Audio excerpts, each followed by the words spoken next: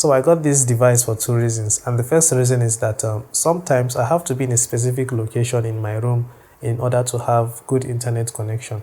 So that means that when I'm streaming videos on YouTube, I have to keep my phone stable in one place in order for me to watch the videos peacefully. So with this device, I can just keep the device anywhere and then connect to it and head over to bed and just lie down, and I'll get to watch my videos peacefully. The second reason why I got it is that there was a time when I was using my phone as a hotspot, the phone that I'm actually using to record this video. I used it to create a hotspot for my device, and I realized that my battery was lasting longer. So yeah, it makes sense, because while using the mobile data, it's actually causing the phone to warm up a bit and taking up more battery juice in the process. So by using the hotspot, the 4G MiFi, maybe I'll just say the hotspot device. Yeah, that's what I'll be calling it from now on.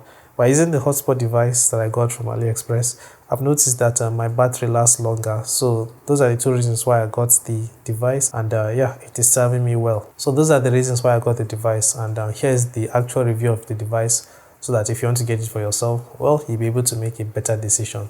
Alright, so to start, the first thing I want you to know is that this device is not a touch screen. That was one of the first things I was thinking about while checking the device on AliExpress.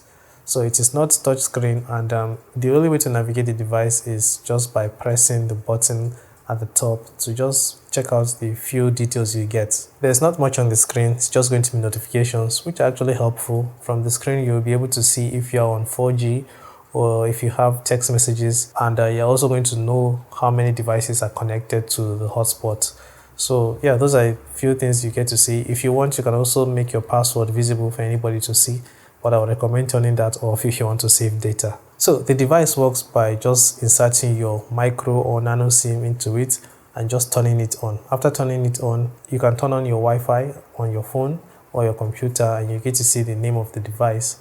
If you have changed the name, then it's going to be the name that you have assigned, and you can connect to the device. One of the things that I like about this device is this dashboard. You can access it from any browser. You just need to head over to this IP address and you have to log in. By default, the password is admin, but you can change that if you want. And from here, you can get to see a lot of info about the devices connected to it. You can see I have two devices connected to it right now. It's my phone and my computer. You can see other things from here, like over here, you can see SMSs that I haven't read. You can see your battery percentage you have. I'm going to talk about the battery later on. You can see if the type of connection you are using, be it 4G, LTE, or 3G, and get to see how strong the signal is, and so many other things. Like you can see over here, it says 2 users are connected. Maybe I'll make a video where I can go deep into the dashboard, but one thing I want to talk about is the SD card. So with the hotspot device, you can actually do file transfers as long as they are connected to the hotspot device. So you can upload anything from one device and the other device can download it. So for example, I can just upload this picture and click upload, and if I log into the dashboard from another device, I'll be able to download the picture from here. So that's one thing I really like about the device. Like I said, you can read your SMSs from here by clicking on SMS. If you go to settings and you head over to device settings and pin management, you're going to be able to enable or disable pin, that is your SIM pin, and I have mine enabled. So whenever I turn on the device and connect to it for the first time in the day, then I can just log into this website, this IP address, and enter my PIN, and from there I'll be able to access the device, like access the connection, the internet connection.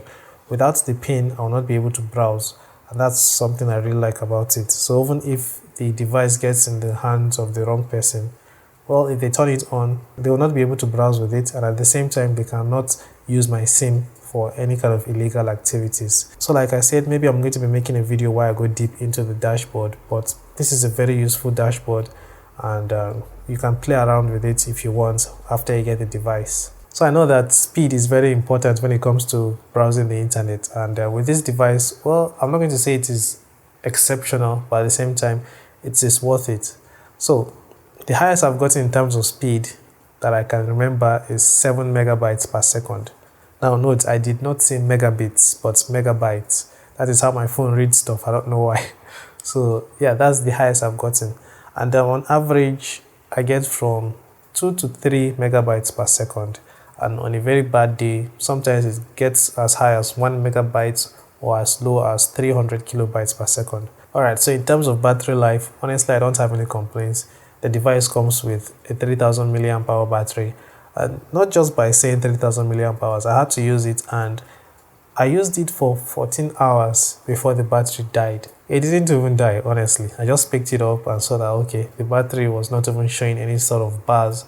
So it meant that it was very low. So I took a picture of it. I didn't have my ring light on at the time, so sorry for the poor quality. But it lasted 14 hours before it went low. So in terms of battery life, I don't have any issues with it. The only thing I would say I don't like is the charging speed, because it takes roughly 2 hours for the device to fully charge. Now I know that the reason why I am not happy about it is because I am not used to fast charging on modern day devices. And yes, I have tried using all the big chargers to charge it to see if it will charge faster, but it just doesn't do that. Alright, so here are a few things I think you should know about the hotspot device. You may find them useful, or maybe not, I don't know. But the first thing is that it gets very warm, which makes sense because it is constantly transmitting data and having access to the internet. So you don't want to put it in your pockets for a long period of time because it may feel uncomfortable. I normally put it in my bag so that I don't have to worry about all that hotness. The second thing is that it is 4G only, and now that 5G is becoming very popular, well, I feel like this 4G hotspot device will become obsolete in a few years or maybe in a few months. So just put that at the back of your mind, because if you are thinking about buying it and using it for a long time, well, maybe the 5G version of this will be out soon, so maybe just wait for that. But if you are willing to just buy it, and maybe if the 5G version comes out and you'll be okay to buy it as well, then yeah, I don't see any reason why you shouldn't go for it. And finally, it uses a micro and nano SIM. I've tested it with MTN and 9Mobile here in Nigeria, so it worked well. You can try it with any SIM card you want. I think this was also a question that was asked in the unboxing video, so yeah, there's your answer. If you have more questions about the device, let me know in the comments and I'll try to respond as soon as I can. I'll be seeing you in the next video.